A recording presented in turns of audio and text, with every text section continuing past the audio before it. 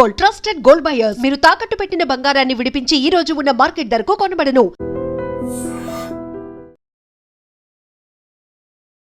Hi, hello, నమస్తే, welcome back to iDream media.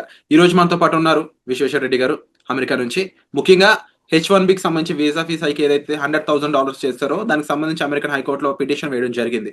అయితే దీనివల్ల ఏదైనా బ్రింగ్ బ్యాక్ అయ్యే ఛాన్సెస్ ఉన్నాయా ఈ రూల్ అనే దాన్ని తెలుసుకుందాం మనం. నమస్కారం సార్. నమస్తే సార్, జనరల్గా ఈ హైకోర్ట్ పిటిషన్ అనేది కొత్త ఏం కాదు, ఎందుకంటే last time birth right citizenship cancellation చేసినప్పుడు కూడా అక్కడ ఉన్న కొన్ని కోర్ట్స్లో పిటిషన్ వేయడం జరిగింది. అది ఇంకా జరుగుతూనే ఉంది. అలాగే ఇప్పుడు ఈ ఫీజు సంబంధించి కూడా పిటిషన్ వేయడం జరిగిందంట. మరి దీనికి సంబంధించి తీర్పు ఏమైనా త్వరలో వస్తుందా, వెదర్ ఎస్ఆర్ నో, ఆర్ లేకపోతే ఇలాగే కంటిన్యూ అవుతుంటుందా ఈ పిటిషన్స్ అనేది? అంటే ఈ పర్టికులర్ కేసు $100,000 అని H1B కోటా దాని మీద యాక్చువల్గా మొన్న మీడియా కానీ లేకపోతే ఆ ఎగ్జిక్యూషన్ ఆర్డర్ మీద కానీ బాగా స్పెక్యులేషన్ జరిగింది. ఆ స్పెక్యులేషన్ తో చాలా మంది పాపం స్ట్రెస్ అయ్యారు. అంత స్ట్రెస్ కావాల్సిన అవసరం లేకుండే. సో అందులో స్ట్రెస్ అయ్యి పాపం ఇమీడియట్ గా తీసుకురావడం, ఇండియా నుంచి రావాలని చెప్పడం, ఆ వీకెండ్ లోపలనే ఫ్లైట్లలో రావాలి లేకపోతే వీలు కాదని చెప్పేయడం. తర్వాత ఈ ట్రంప్ అడ్మినిస్ట్రేషన్ లో ఉన్న ఆఫీసర్స్ కొంతమంది కూడా, సెక్రటరీలు కూడా కొంత ప్యానిక్నెస్ క్రియేట్ చేశారు. సో ఓవరాల్ గా ఏంటంటే ఎనీథింగ్ దే కెన్ ఇంట్రడ్యూస్, ఏదైనా బిల్ ఆర్ ఏదైనా ఎగ్జిక్యూటివ్ ఆర్డర్ తీసుకురావచ్చు. ఎవరు ఆపరు. అంటే American law of the land లో రూల్ ప్రకారం ప్రెసిడెన్షియల్ డిస్క్రిప్షన్ లో వాళ్ళు తీసుకోవాలనుకున్న నిర్ణయాలను ఎవరు ఆపం. అది best interest of the country ఉంటే సెనెట్, హౌస్ ఆఫ్ రిప్రజెంటేటివ్స్ అంటే కాంగ్రెస్ కూడా ఆపదు, అంటే అప్రూవ్ చేస్తుంది. అంటే best interest of the country. ఈ రిపబ్లికన్ పార్టీ, డెమోక్రటిక్ పార్టీ రెండు ఉన్నా కూడా వాళ్ళు ఎప్పుడైనా అలైన్ ఎప్పుడైతారంటే కంట్రీ ఇంట్రెస్ట్ల మీద అది ఒకటైంది అనుకుంటే వాళ్ళిద్దరూ ఇది చేస్తారు, అంటే సపోర్ట్ చేస్తారు. సో ఇందులో మనకి ఎవ్రీ ఇయర్ F1 వీసా అనేది మార్చిలో రిజిస్ట్రేషన్ అవుతుంది, ఏప్రిల్లో ఫైల్ చేస్తాము. ఒక 90 days ఇస్తారు ఏప్రిల్లో, అంటే లాటరీలో తీసాక. ఇది టిపికల్ గా మీకు H1B అంతా లాటరీ సిస్టంలో ఉంటుంది కాబట్టి. సో దాని తర్వాత వాళ్ళు మళ్ళీ 90 days లోపల H1B పిటిషన్ మనం USCIS సెంటర్స్ పంపాలి. అవి US లో ఒక 4 ఉంటాయి, వాటికి పంపాలి. పంపిన తర్వాత అది అప్రూవ్ అవుతుంది. అప్రూవ్ అయ్యే తర్వాత మళ్ళీ దాని యాక్టివేషన్ ఎప్పటి నుంచి ఉంటుంది అంటే October 1వ తారీఖు నుంచి ఉంటుంది. అంటే ఏప్రిల్లో ఫైల్ చేసినా కూడా October 1 నుంచే దాని వ్యాలిడిటీ పీరియడ్ స్టార్ట్ అవుతుంది. సో ఈ యాంగిల్లో చూస్తే ఇప్పుడు ప్రస్తుతానికైతే ఆ ఎగ్జిక్యూటివ్ ఆర్డర్ పైన ఇంకా రకరకాల స్పెక్యులేషన్స్ రావచ్చు గోయింగ్ ఫార్వర్డ్. అదేవిధంగా ఇంకేమైనా ఇష్యూస్ ఉంటే కూడా రావచ్చు. అంటే విత్ ద కోర్ట్ సిస్టమ్ ద్వారా కానీ లేకపోతే విత్ ఇన్ ద ఆర్డర్స్లలో కూడా వాళ్ళు చేంజెస్ ఏమైనా ఉంటే. తర్వాత USCIS కూడా కొన్ని క్లారిటీ ఇచ్చింది. తర్వాత అంటే కన్ఫ్యూజన్ కి తెరలేపారు కాబట్టి దాని క్లారిటీ కోసం చెప్పారు ఇది ఎప్పుడు ఉంటుంది అన్న దానిపైన. సో మనకి ఇప్పుడైతే మనం దాన్ని వరి అవ్వాల్సిన అవసరం లేదు. మనం నెక్స్ట్ ఇయర్ వచ్చే వరకు ఇంకేమైనా చేంజెస్ ఉన్నా, ఇప్పుడు మనం మాట్లాడుకున్నట్టు త్రూ కోర్ట్ సిస్టమ్ కానీ ఇంకా ఏ సిస్టమ్ త్రూ అయినా కూడా మళ్ళీ హోల్డ్ చేయొచ్చు, క్యాన్సిల్ చేయొచ్చు, లేదంటే వ్యాలిడిటీ చేయొచ్చు. అంటే ఈ మూడిట్లలో ఆప్షన్ ఉంది. సో మూడిట్లలో ఏది జరగాలందో ఇంకా టైం ఉంది కాబట్టి మనం ఇప్పుడే ప్లాన్ కావాల్సిన అవసరం లేదు. ఎవరైనా క్లారిటీ కావాలంటే, కమ్యూనికేషన్ లో కన్ఫ్యూజన్ ఉంటే దే కెన్ రీచ్ అవుట్ అస్. ఇప్పుడు గ్లోబల్ తెలంగాణ అసోసియేషన్ నుంచి మేము హెల్ప్ చేస్తున్నాం. అదేవిధంగా మన లా ఆఫీసర్స్ ఆఫ్ జనతా కంచర్ల నుంచి కూడా అటార్నీ జనిత గారు, ఆ టీం అందరు కూడా మన వాళ్ళందరికీ అంటే మంచి గైడెన్స్ ఇస్తున్నారు, ఎడ్యుకేషన్ ఇస్తున్నారు, కౌన్సిలింగ్ ఇస్తున్నారు. మొన్న ఈ మధ్య మంచి వెబినార్ ఆర్గనైజ్ చేశాం. ఆ వెబినార్ ఒక 1500 మంది పైగా జాయిన్ అయ్యారు. అంటే ద ఇంటెన్సిటీ అంటే వాళ్ళకి ఏంటంటే కన్ఫ్యూజ్ అవుతుంది.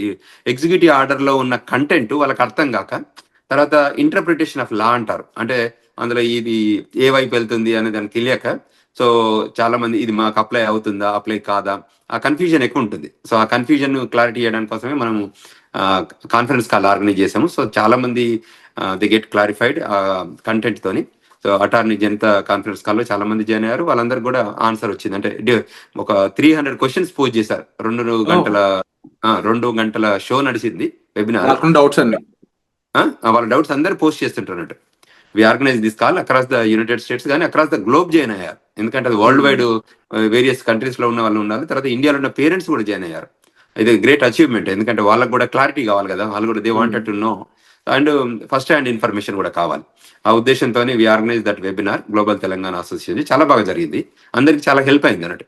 సో అంచేత అదేవిధంగా ఇంకేదైనా క్వశ్చన్స్ ఉన్నా ఫ్యూచర్లో, అంటే ఇది నాట్ ఓన్లీ ఇమిగ్రేషన్ కానీ ఎనీ కన్సర్న్స్ ఉన్న ఇష్యూస్ ఉన్నా కూడా మనం కూడా అడ్రస్ చేస్తున్నాం. ఇప్పుడు DUI ఇష్యూస్ ఉంటాయి, థెఫ్ట్ కేసెస్ ఉంటాయి, అంటే షాప్ లిఫ్టింగ్ కేసెస్ ఉంటాయి, ఇంకా వేరియస్ ఇష్యూస్ వాళ్ళకి మ్యాట్రిమోనియల్ ఇష్యూస్ ఉంటాయి, వాళ్ళకి కన్సర్న్స్ ఉన్న వాటిని కూడా మేము వీఆర్ అడ్రసింగ్. వాళ్ళకు కూడా కౌన్సిలింగ్ చేస్తున్నాం, గైడెన్స్ ఇస్తున్నాం. రిప్రజెంటేషన్ కావాలంటే కూడా ఆ పర్టికులర్ కౌంటీలో ఉన్న అటార్నీని హైర్ చేసి వాళ్ళకి హెల్ప్ చేస్తున్నాం. ఆ తర్వాత DOI కేసులలో కొంత జైలు టర్మ్కి వెళ్తే కూడా వాళ్ళని బెయిల్ బాండ్ల మీద తీసుకొస్తున్నాం.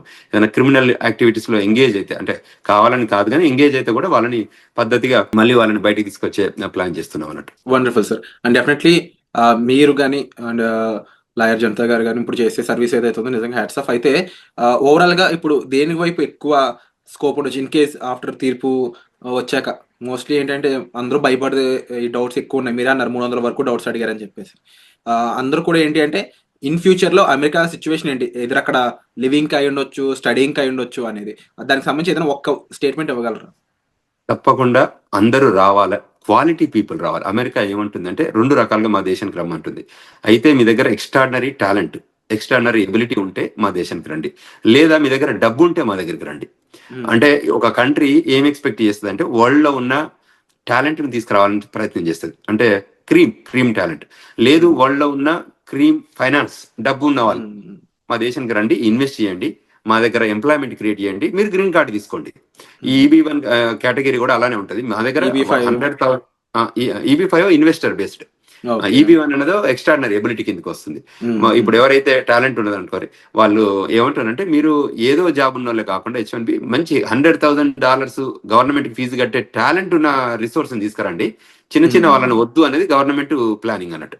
సో అది అంతే తప్ప వద్దనేది లేదు. తప్పకుండా అమెరికా అనేది ఒక స్వర్గం. సో అంచేత దీనికి ఇక్కడ ఎంప్లాయ్మెంట్ ల్యాండ్ ఆఫ్ ఆపర్చునిటీస్ ఉంటాయి. తప్పకుండా అందరు కూడా రావాలి, ఆపర్చునిటీని యూటిలైజ్ చేసుకోవాలి.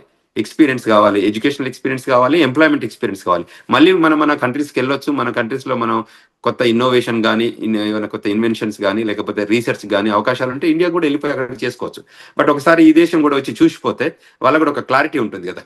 అయితే స్టూడెంట్ రూపకంగా రావాలి, లేదంటే జాబ్ అన్నా వచ్చి ఇక్కడ కొద్ది రోజులు పనిచేసిపోతే ఆ మెచ్యూరిటీ లెవెల్ కానీ, ఆ ఎక్స్పీరియన్స్ కానీ, ఆ ఐడియాలజీ కానీ కొంచెం చేంజ్ ఉంటుంది కదా. ఇప్పుడు గ్లోబల్ థాట్ ప్రాసెస్ బిల్డప్ అయింది కదా, ఎందుకంటే వాళ్ళలో చాలా కంట్రీస్ అమెరికాలో ఉంటారు. సో అంచేత మనం వాళ్ళతో కలిసి పనిచేయడం వల్ల కొత్త విషయాలు తెలియడానికి ఆస్కారం ఉంటుంది. 100% సార్. తప్పకుండా రావాలని కోరుకుంటా. Thank you so much for the guidance and information sir.